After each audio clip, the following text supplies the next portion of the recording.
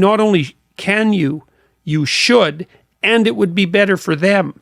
Because if they're aiming down and they want you going down with them, there's nothing good about what's happening to them, and there's certainly nothing good about that for you. Yeah, they're not going to, and then they're going to learn, wow, I'm going to lose friends if I continue in these directions. Yeah. Why is it hard for people to let go of what's so familiar to them, even if it's bad? Well, because it's complicated. And the thing, that's a really good question.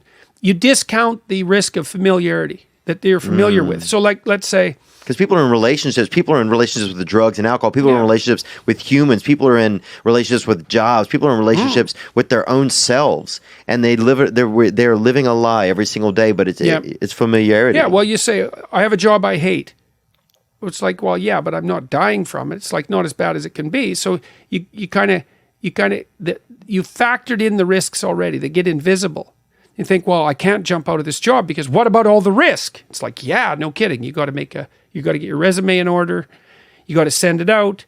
You got to send 50 of the damn things out before anybody will call you back. Then you have to go get interviewed, and maybe you're not any good at that. You have to come up with a story while you're a good employee, and maybe you're not yet, so you have to figure out how to do that. If I go look for a new job, it's like, yeah, absolutely, man. Those are risks, and they're harsh, and no wonder you're avoiding them. What about the risks for you to stay with this job you absolutely hate?